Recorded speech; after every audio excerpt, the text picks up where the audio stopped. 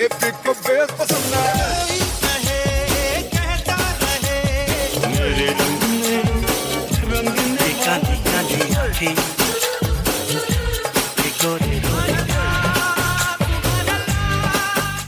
this is Asim. This is Sujoy. This is Amrita. And you're listening to Khandaan, a Bollywood podcast about the three main Khans of the Hindi film industry. Amir, Salman, and Shara. Welcome to our current events edition where we discuss all the things we've watched of late. Movies, shows and trailers. We're back, guys. Episode 103, I think. Yeah. I don't know. I've lost count. Nobody cares. How are you guys? How are you, Amrita? How are you, Sujoy?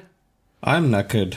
I'm very, very knackered. I had a very heavy lunch and I'm just ready to talk to you guys and hang out and have my chilled Sunday experience with my homies.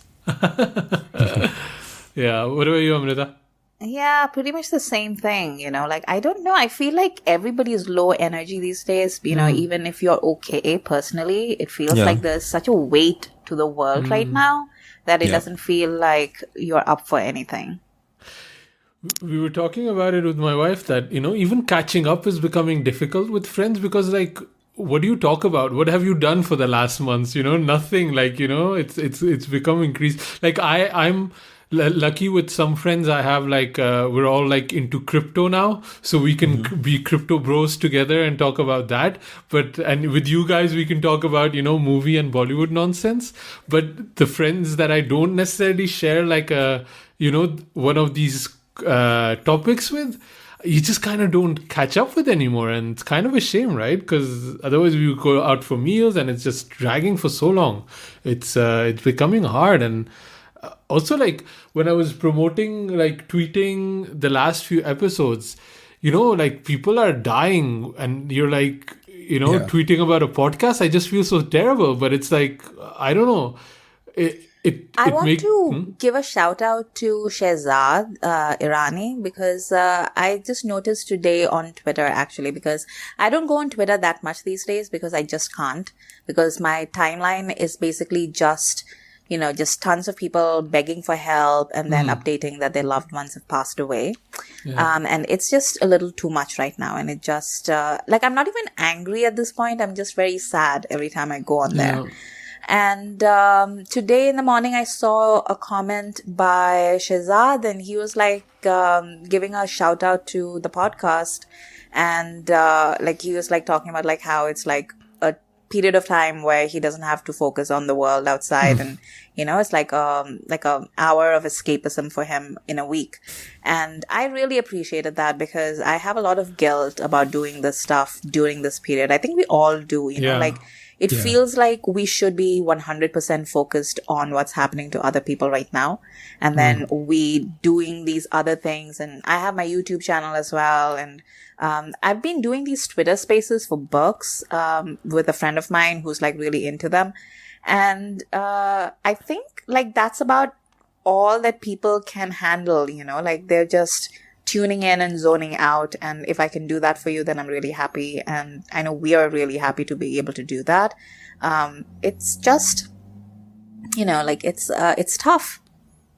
Yeah, it's all of us just coping in our own ways, I guess, whatever seems to work for us, and trying to get rid of whatever doesn't fit within our sanity of 24 hours every day as it comes. It's kind of like that at the moment. And I know I get that feeling of being of coming across as not being able to read the room as the world burns and we sit there doom scrolling. But what else do we have? Should I feel guilty about watching a movie about somebody saving the world or see, even with movies, the whole Oscar thing happened last week, and I've not been able to watch any of the Oscar nominated lists because I just can't see myself putting in myself down on the couch and watching 2 hours of Frances McDormand living a homeless life. Amrita, I did jump into your Twitter space yesterday, which was really fun, I have to say. You should have come up. I don't know. It's like bade log, like badi baatein. I was like, मैं क्या कहूँगा? I'll make some stupid jokes. So I'll just like let like professors from New York and all talk, about the amazing Bowery books they're reading. And I'm like, I don't know. I'm reading a John le Carré novel, and I'm reading. I finally started on The Anarchy, which is fascinating. I actually wanted to ask you something about that too. Have you read it, The Anarchy, or not? Yeah. Yeah. I was going to ask you, like, after we're done or whatever, or when one of your booktube ideas, I would love to get more books about that era, but written by Indian or Muslim writers. Because I just read 3-4 chapters, and I was like, this is interesting, but it is still kind of an outsider perspective, and there's always some biases in there, and you can feel it, right? Yeah. So I was going to ask you for some recommendations there, and I also was looking for a book that you recommended. Murder at the Mushaira? No, that one I cannot find. If anybody is a listener in India, please send me that book. I cannot find it here in London, but there's something about a jinn, the Master of Jinn, or what was it? A Master of Jinn, yes, by P. Jelly Clark. Yeah, and that's only out on Kindle at the moment, right? It's not on paperback, so I'm waiting for paperback, and then I'll get that too. Yeah, I think the weird thing about a lot of books that are being published last year and this year is because of the lockdowns and everything. Actual paperback publishing, there's like a bottleneck. Yeah. So with a lot of books, they're only available on Kindle. But, if you're okay with ebooks, then you can just read it on any device, really. But, that is a thing that's kind of off about it. Yeah, I still don't have a Kindle, actually. So it's something I still need to get. But I've been close to getting one, but I don't know. Something's still holding me back. Honestly, you can just read it on your tablet. Like, you can just download the Kindle app and just read it there. Yeah, that works just as well for me. Yeah. I mean, the thing is still, this is the time that I really have fun with you guys, with my friends, and we can forget about things. And I hope the listeners with us are on that journey that, like Shahzad said. Or we got a lovely email from Neha, our listener, that I wanted to read a little bit from. So she says, guys, I'm loving the Khandaan Extended Universe podcast series. I also voted for Ye Dil Lagi with Amrita. C'est la vie. I enjoyed your Hum Tum conversation all the same. She gives us some suggestions for future Khans that we can do. So Irfan Khan, Dilip Kumar, Fawad, Sara Ali Khan, Kamal R. Khan. Some are definitely on the list, and some are no way we're covering these guys. We'll let you guys choose which ones are which. I'm not going to mention it. She also said, and this is what really got to me, especially in a week that I think was rough for all of us, right? And we were all feeling a bit burnt out. And I have to say, Neha, your words really helped kind of getting out of that burnout a little bit. So she says, I also wanted to express my sincere gratitude for your continued commitment to producing the show, experimenting with new formats and making it interactive. I don't see many friends or have long discussions with people anymore, except with all you through listening and engaging with the podcast.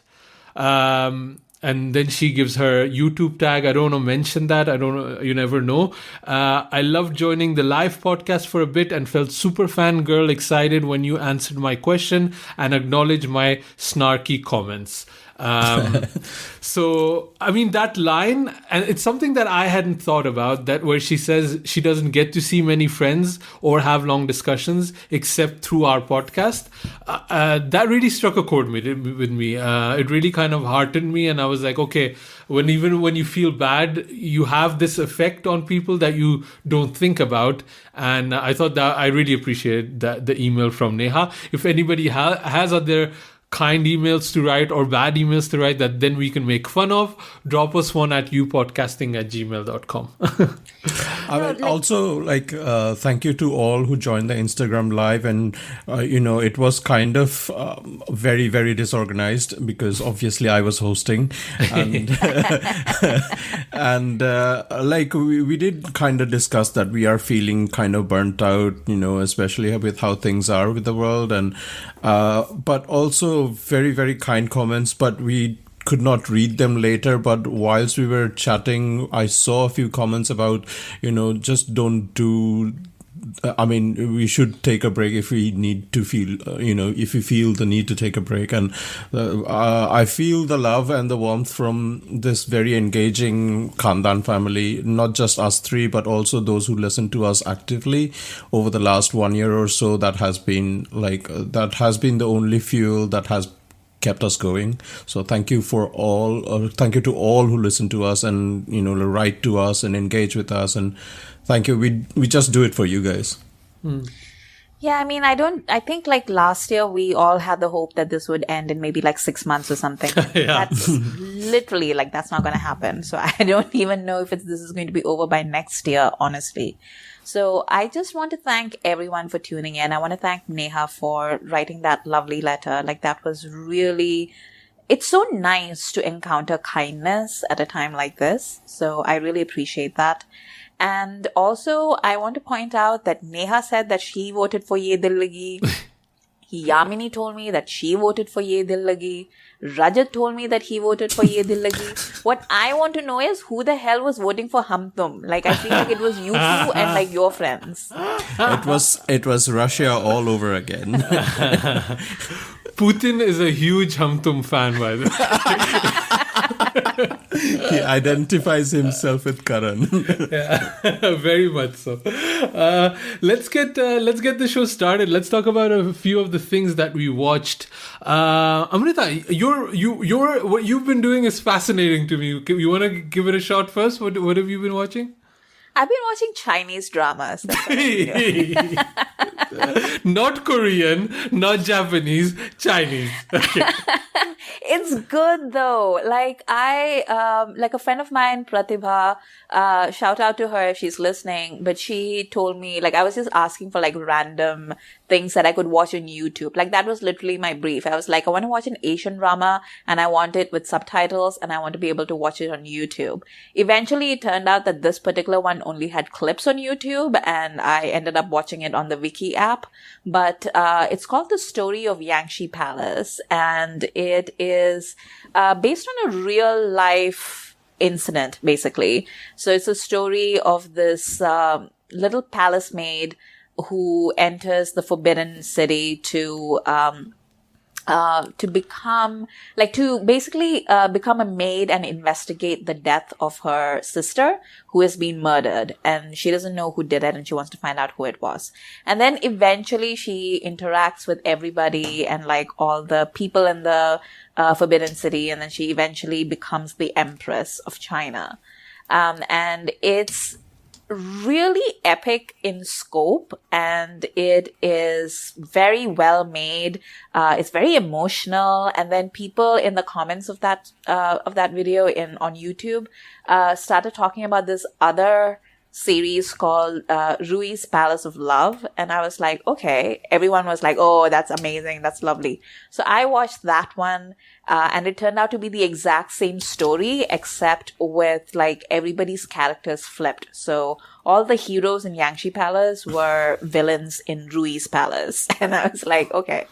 And then what I really enjoyed about both of those is like it's actually like it gave me like old school Bollywood vibes in that, or not even Bollywood, like old school Hindi cinema vibes, because it was like very affecting. It was about the interior lives of women, but like also it had these grand epic love stories, and it was like all the characters in both these series were talking about what it meant to be women in the harem, and like how women weren't allowed to live like a larger life than getting married to the emperor and having his children.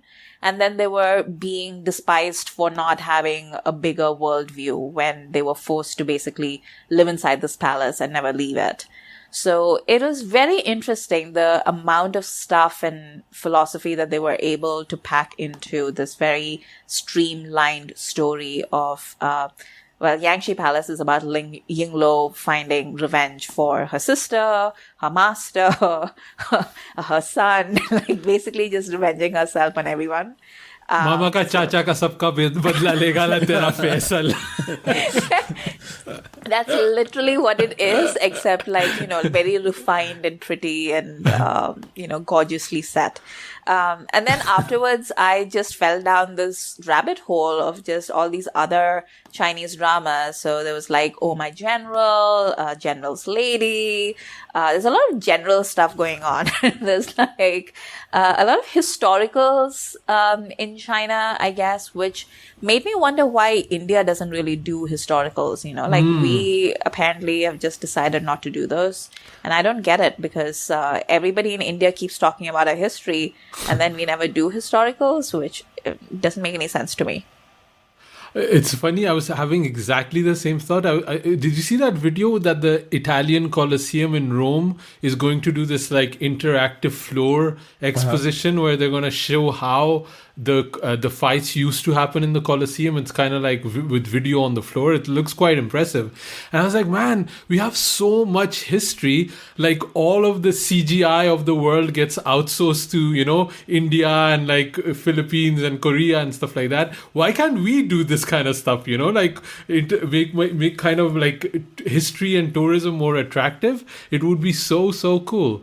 But Amrita, is Chinese dramas, are they if you watch them, are they very different from Korean dramas or Japanese dramas? I love watching that show on Netflix called Midnight Diner. It's a Japanese show. I don't know if you've watched it.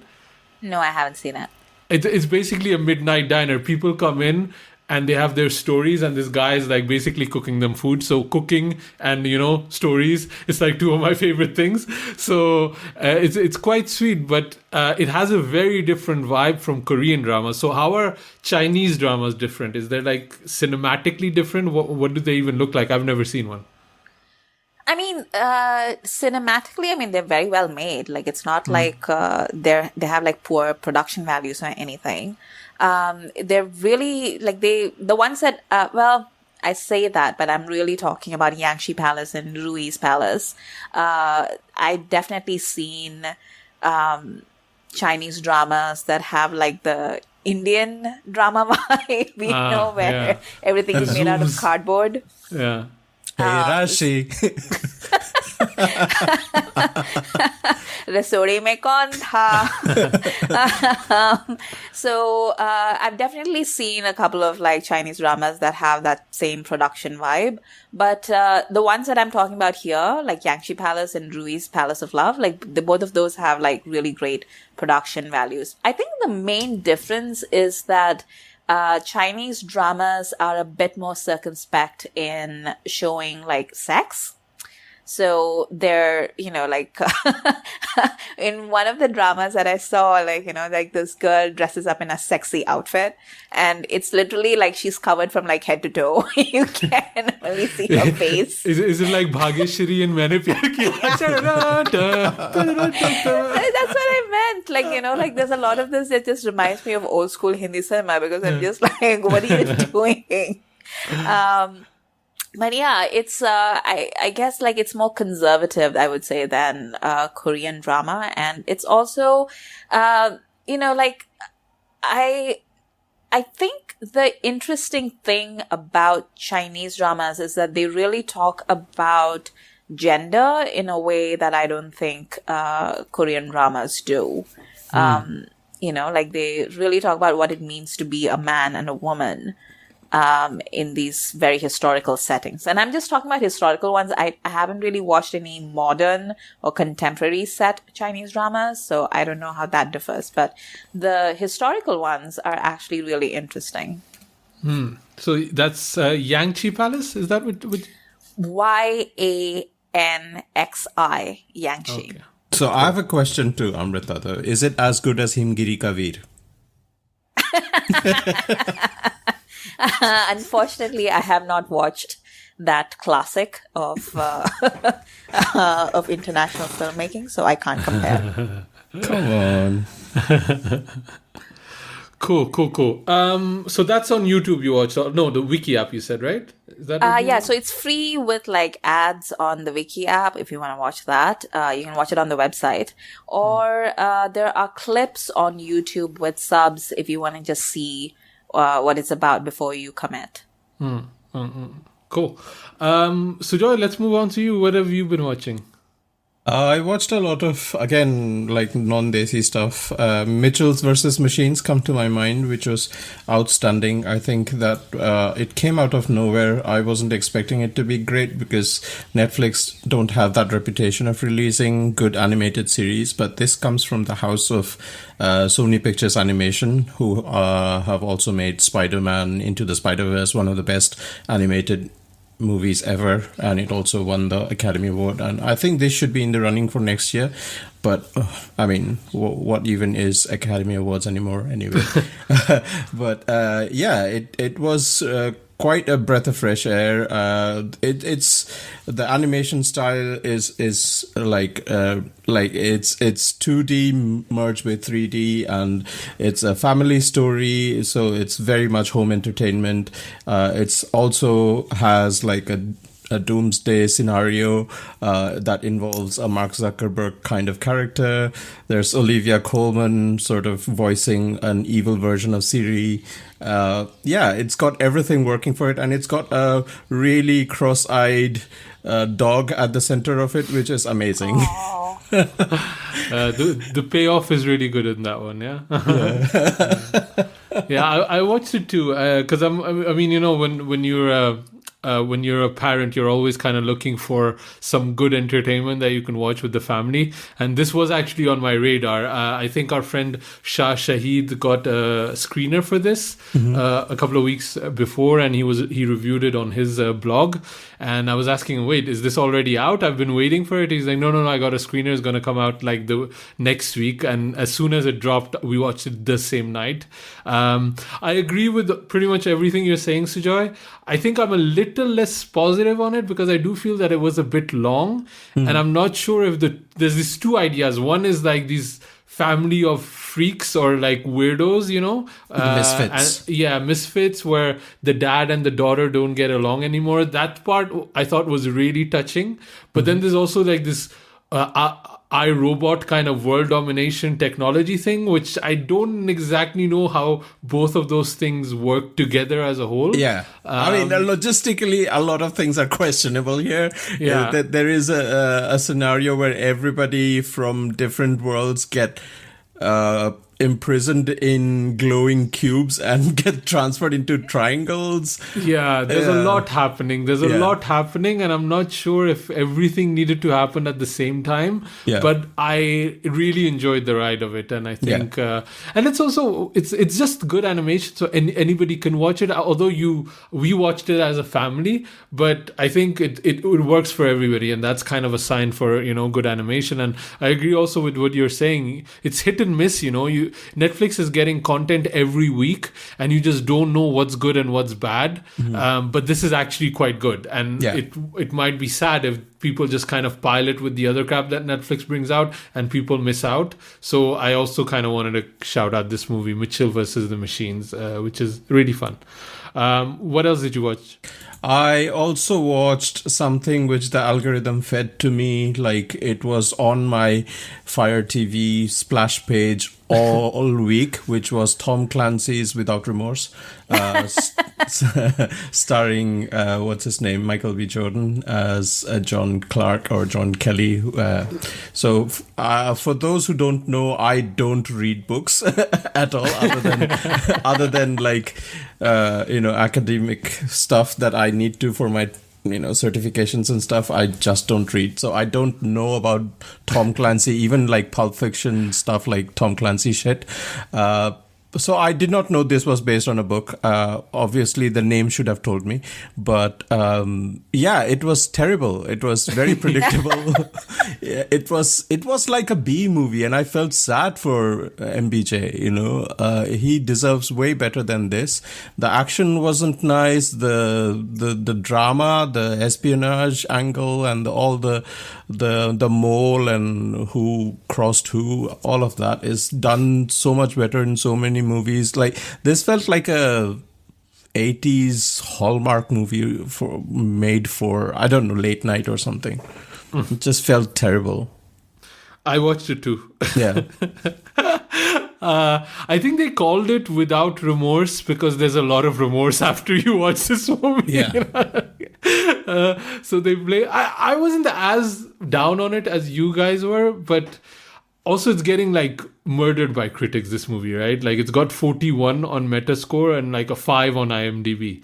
But I think it's like it's a Tom Clancy movie. You know, what do you expect? Like it's like the kind of run of the mill spy kind of movies, and I really did like Jodie Turner-Smith in it, though, his senior officer. And I've not seen Queen and Slim yet, but it's been on my watch list for a while. I saw that like just before lockdown.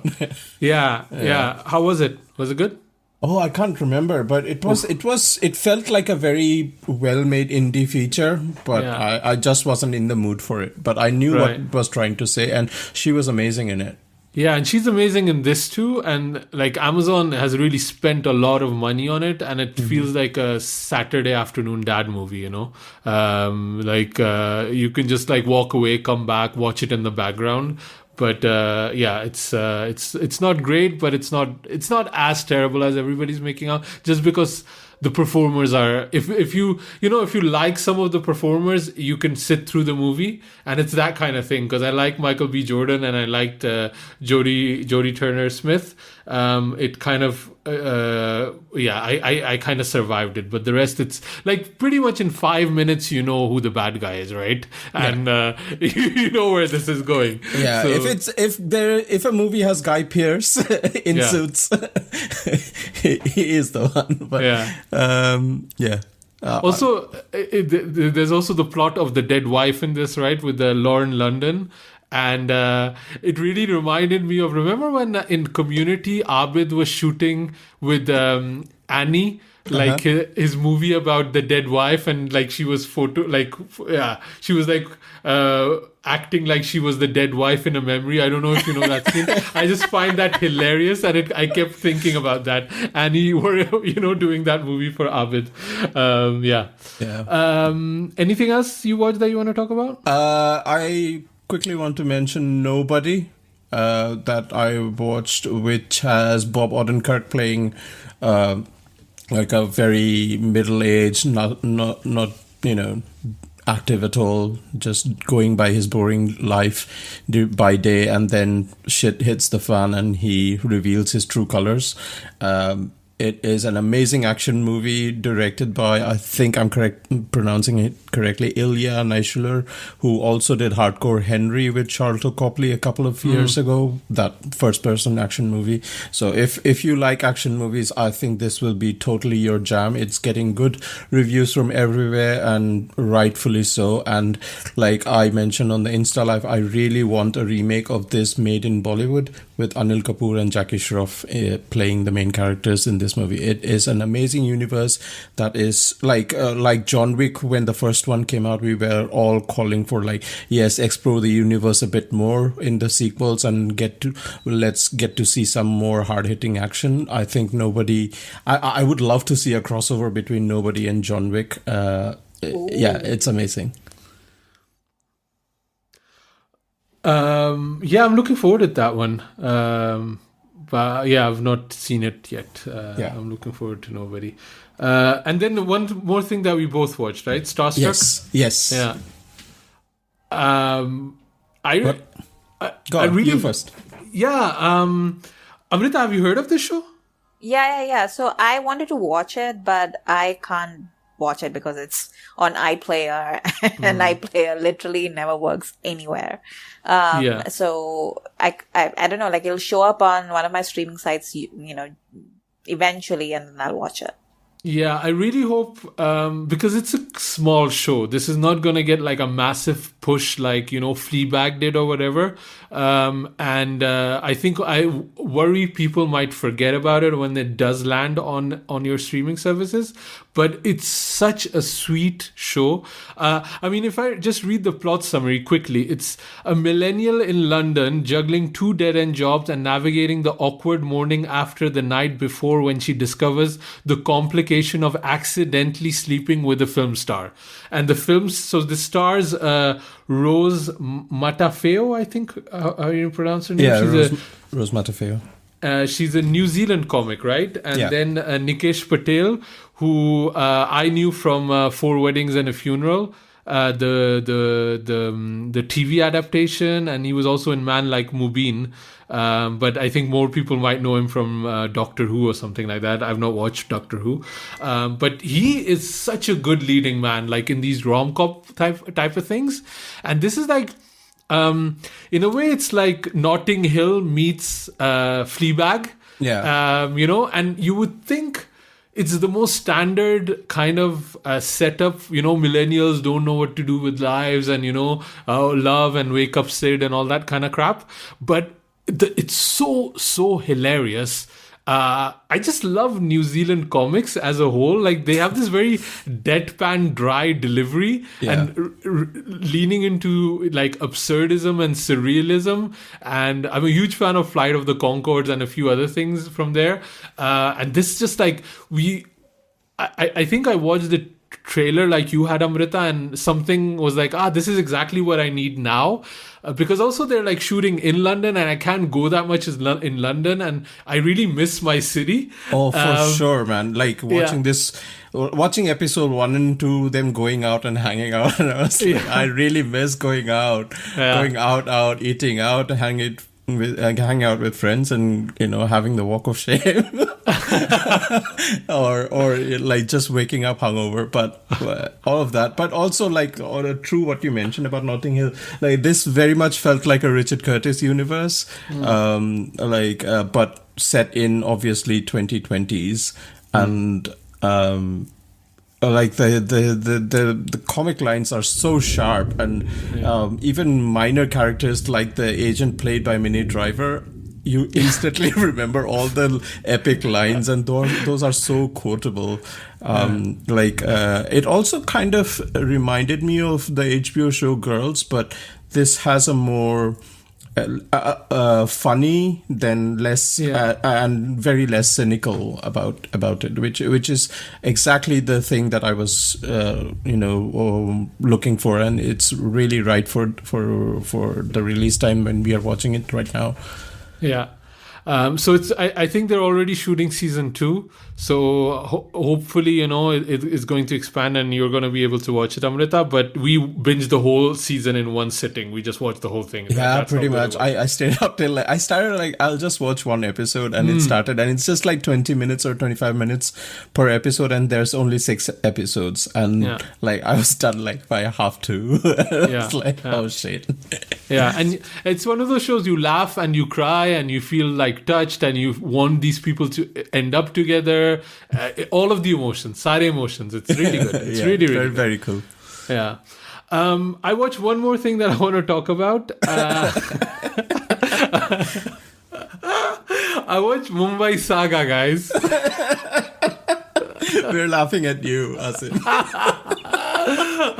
You can either laugh with me or you can cry for me. It's either, you can choose which you want to do. So I wanted to kick out this conversation first. If I say this movie has every gangster movie Bollywood cliche, can you name me some cliches? Tell me a few, and I'll say if they're in this movie or they're not in this movie. Najais Bacha. Sorry? Najais Bacha. Najais Bacha is not in it. That is not in it, I think. Wow. No. Prison Fight?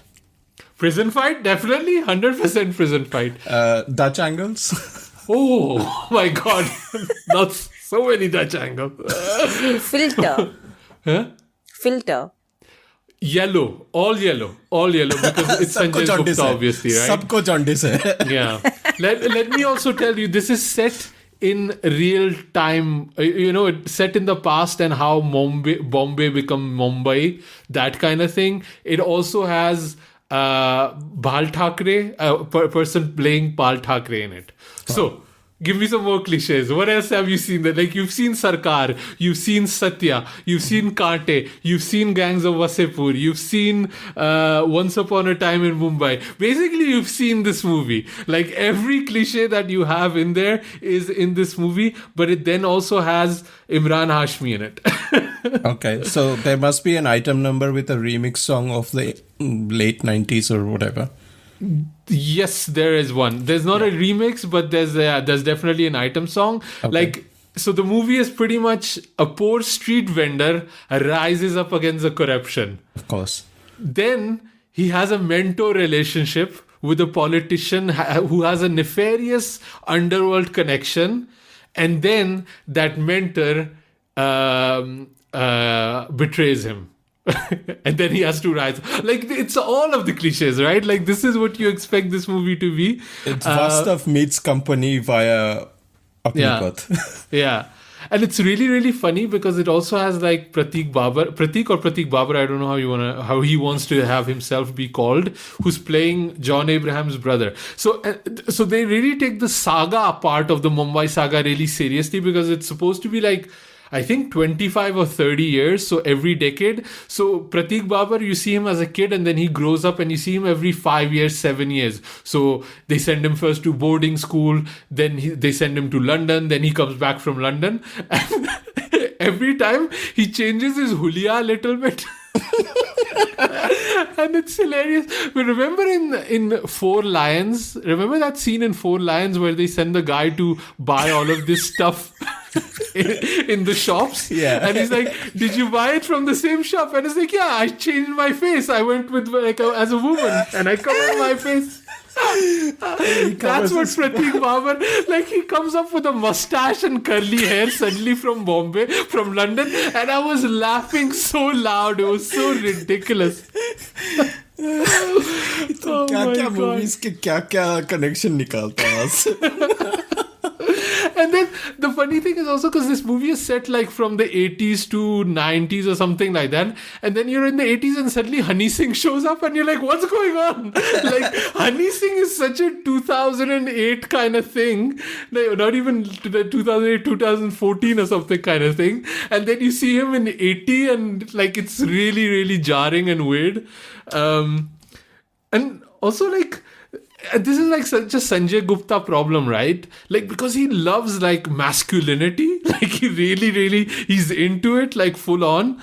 But then there's like also this veneration of Bal Thackeray, but he can't really decide whose masculinity he wants to like orgasm on. So sometimes he's like, sometimes he's splooging on Bal Thackeray, sometimes on the Encounter Cops, sometimes on the mob, and he just can't pick a side. It's like, it's very hard to watch a movie when everybody's good and everybody's bad, and the movie wants to make everybody look good. And there's like straight up scenes lifted from Kante, exactly the same. It's a terrible watch, man. Like, I didn't even pay for money because it landed on Prime, and I felt that Prime owed me money for having watched it. You paid it by giving it your time. Yeah, it's really bad. But I did see that on Netflix yesterday. I was browsing and I saw that Isabel Cape's movie dropped. Whatever it's called, Time to Dance or something like that, right? I'm gonna watch that for you guys next week. Oh, thank you. I actually saw somebody on Instagram posting to their stories that they had actually watched it, and they were literally crying tears of blood.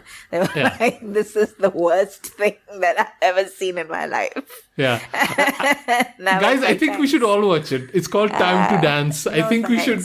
I mean, it's called Time to Dance, so probably I will watch it. Because it's got Suraj Pancholi. It's got Suraj Pancholi, and again, I will keep my jokes for when I actually watch this movie, because I really do want to do it, because I think it's going to be such a terrible time. It's going to be amazing content. It's going to be like Race 3 level content. I'm looking forward to it. Yeah. So that's my plans. One final thing that we have to talk about. We have to, right, Amrita? Yeah. I mean, if you're talking about people on steroids who look terrible, and you're talking about bad dancing and Isabel Kef and Suraj Pancholi, then we have to talk about this. The granddaddy of bad dance. Yes. So the Radhe promotion has gone in full swing. Although I feel it's like the marketing people don't know what to do really, because मतलब like budget मिल गया है तो करना है, but I don't know what the release program is. I think it's like, only releasing in Dubai. It is. Like, I see tweets of people like they've booked tickets and I'm seeing where they are. They are all in Dubai. Yeah. Dubai ने भाई का क्या बिगाड़ा था कि भाई ने Dubai को ये सेंटेंस दिया. Yeah. So it's I think they like movie तो बन गई है, and अगर if we don't promote, भाई will hit us, so we have to do something. And I gotta say, like, Bhai fans, me included, are very excited about Bhai looking cool. Just like Amrita. Like Amrita. I was have you watched the title track of Radhe? Amrita, who are you asking this question to? Do you not know me? Sujoy, तुमने देखी? नहीं. So ask me not have I seen it. Ask me how many times I've seen it. The title track, it's amazing. Like, like last year we were all sitting here wondering, like, what is Bhai doing at the farmhouse? He must be going out of his mind. And Bhai was like posting all these pictures of him as like, like a farm worker. Now Bhai is doing a tractor. He's growing trees. He's riding a horse. And we finally have an answer to like what Bhai was doing at the farmhouse with all these Vela people. He was shooting the title track of this film. Yeah. Which is just Salman in like, I think it's literally like, like a black curtain at the back. And then Salman is just like walking around aimlessly.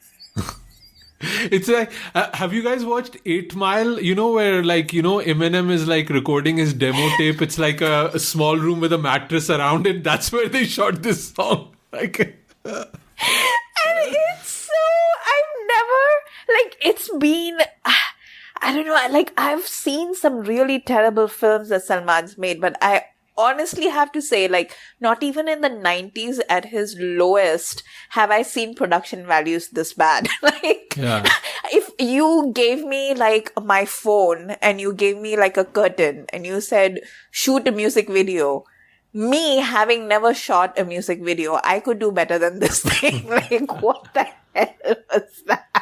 Like, I feel like they didn't even get him like sunglasses, and they had to use the Instagram filter for the sunglasses. Like, oh no. Oh god. It's like, Sujoy, you didn't watch the title track, but did you watch the Jacqueline Fernandez track? No, I only watched a clip of it tweeted by Get Filmy about Jacqueline's leg being pulled by a group of girls. And I knew that this was choreographed by Prabhudeva straight away. No, actually, so it's not choreographed by Prabhudeva. It's choreographed by someone. No, so it's choreographed by someone else. Shabina Khan. But somebody on Twitter made a good point in that it looks like something that was choreographed by someone who thinks they have a handle on how Prabhudeva would choreograph. So this is basically like Prabhudeva ka fanfic being played out by Jacqueline. Which is a good description, actually. Like, when I saw that song, I was like, oh, I see what they mean. But, so it's a remix. Oh, is it? It's a remix of, an old Bachchan song. It's, which one is it? Oh, I can't remember now offhand, but, like the, it's a very bad remix, and they try to be clever about it. I'm on YouTube. Sorry, the song is directed by Prabhudeva, but the choreographer is Shabina Khan. So there was some like what you were saying was correct. So I just wanted to add that. Yeah, Prabhudeva directed the entire film. So. Oh right, he did. Okay, now I get it. I was just reading the credits here. Okay, good. Now I get it. Okay. And so this song was so bad that Prabhudeva didn't even bother to choreograph it when he's doing the entire movie. Like, oh God. Like, I do wonder how that conversation goes with Prabhudeva choreographing Salman Khan's body. Like, like how does that work? Yeah. Like, also, like when we did the YouTube live last time and we were talking about CT Mar, I did not know CT Mar is actually Allu Arjun song that has been remade, and I watched the original recently and I'm like, why did they even bother? Like, I'm surprised that Andhra Pradesh and Telangana are not, campaigning to, become separate countries so that they can cut ties with Bollywood. no, yeah, Allu Arjun was like really like happy with the remake, and he was like complimenting Salman, like, like Jhoota Jhoota, but like they were like on board. They got like probably paid for it, Yeah. But I mean, like, if you decide to remake an Allu Arjun song and put Salman in it, this is the best you're gonna get, right? Like, this is like, what do you expect? Even right? the CT is with a pinky. Yeah. Oh, and from the nostril too, no? Ew. Oh God. Yeah, I'm quite, like, you guys know, I've been excited for Radhe until I started seeing more of Radhe. And the thing is, like, at least Salman Khan had good songs, right? Like, that used to be a thing. Like, even character Dheela and, like, Dinka Chikka. I mean, it's not something that I would listen to, but I get that that's a good song, right? It's a catchy song. And they didn't even put the necessary effort to, give us some songs. And they've had a whole damn year. Like, I don't understand why they had to have Salman Khan shoot something in like a shed for this like item song, which is not good either. And this is like Wajid's last song that he's done, I think. Oh, wow. So, like, a tragedy for tragedy, yaar. Like, it's really quite bad. And I did like the Dil De Diya song just because I like Jacqueline Fernandez, and yeah, I like the sequence where Randeep Hooda is doing like a very decent moonwalk and Salman Khan is looking at him like, I used to be able to do that. Listen, since Sujoy has not watched it, can we watch it together right now? Okay. Let's do it.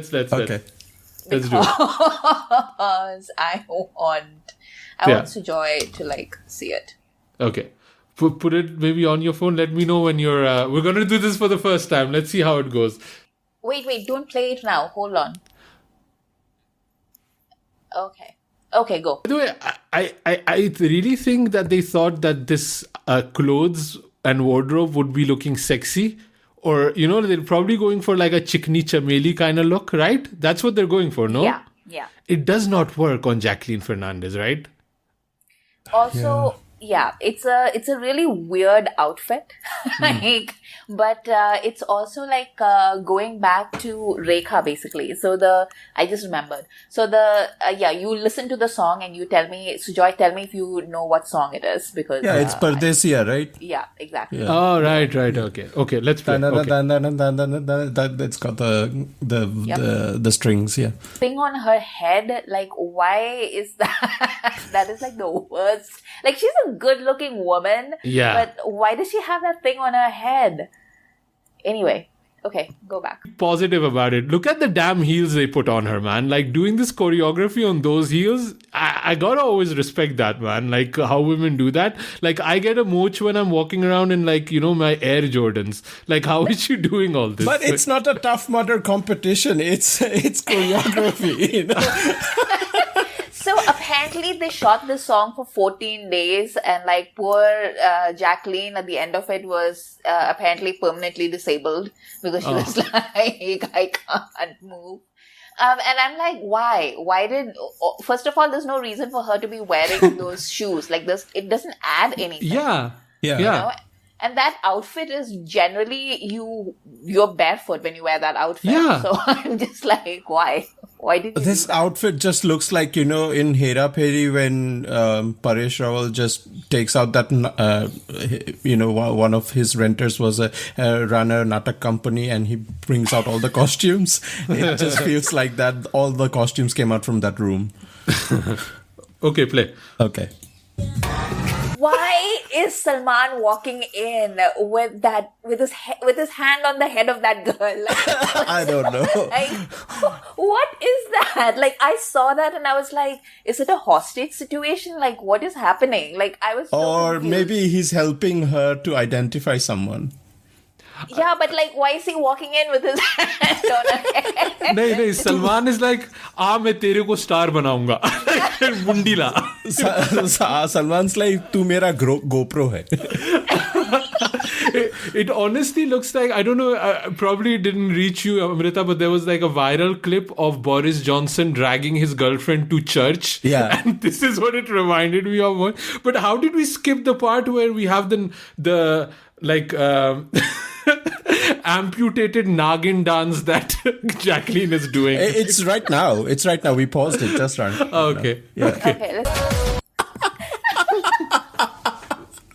Oh, why is Bhai dancing like that?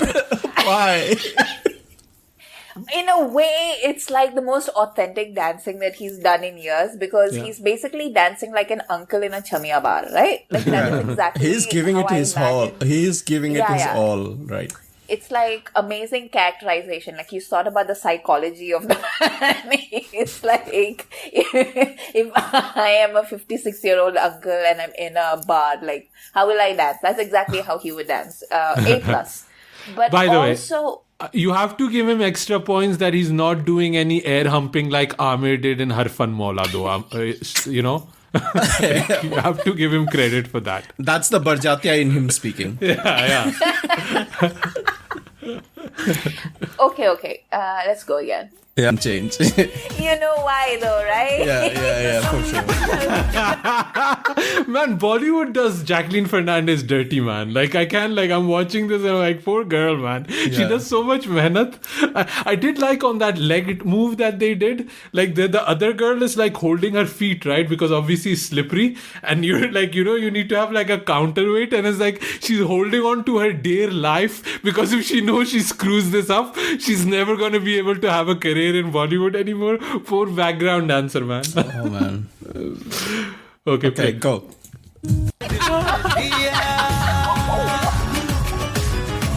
You know why he did that, right?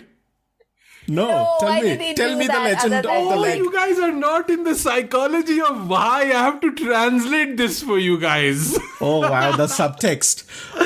This is because he got a lot of criticism for lifting Jacqueline's jacket with his mouth in Kick. In Kick.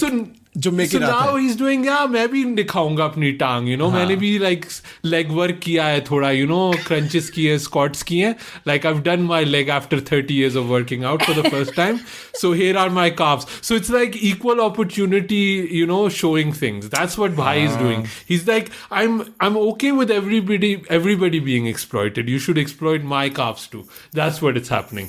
Explaining to you guys. What I especially enjoy about this particular step is that Salman, who cannot move, is front and center and flashing his leg. And poor Jacqueline, who is dancing her hiney off, her head is behind his elbow.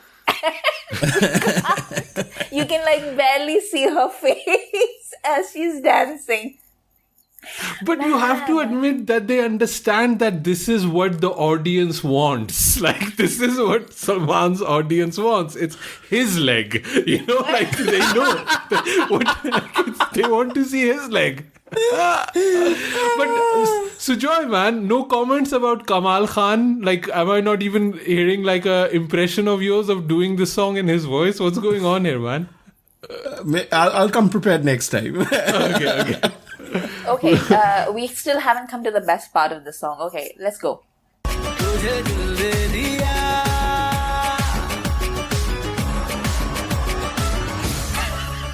Wait, what's the best part? The end? Like, we're done. Like, there was another. It's yeah. Okay. I Who was like, just they were like done. randomly gets up and just moonwalks off the stage like you. And then Salman looks at him कि तेरा dance मेरे dance से बेहतर क्यों? No, Salman is like, तूने मुझे भाग्यश्री बना दिया. Like that moonwalk. That's something. Oh God. So Sujoy, man, what are your feelings having put you through this? You didn't even want to watch it? I feel like I'm very peer pressured right now. Like in the presence of Asim, that I have to appreciate this piece of shit.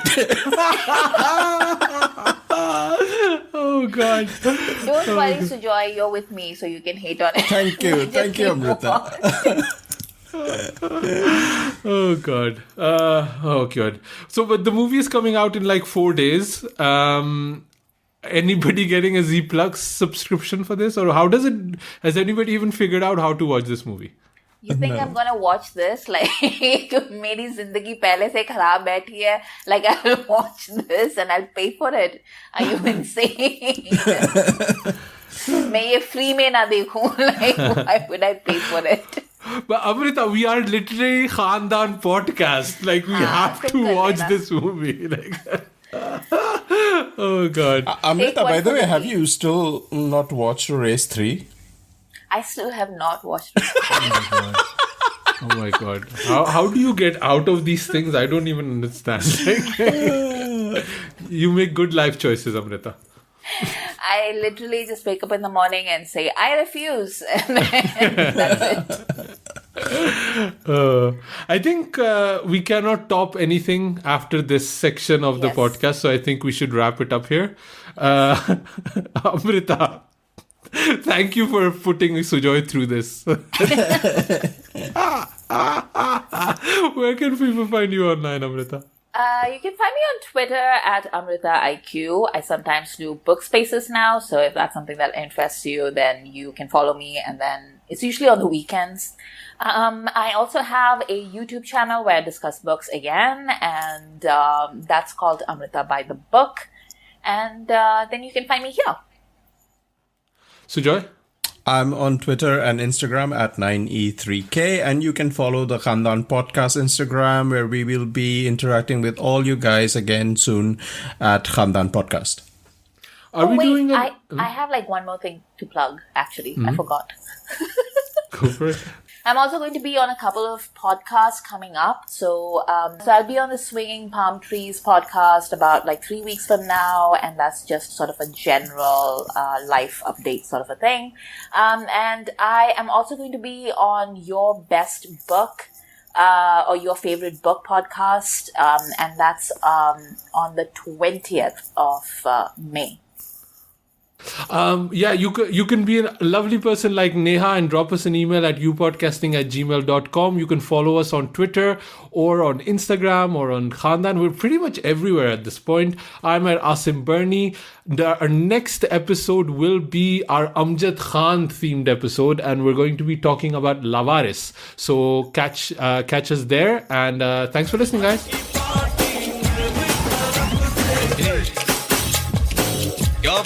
Khandaan Podcast on the acting class.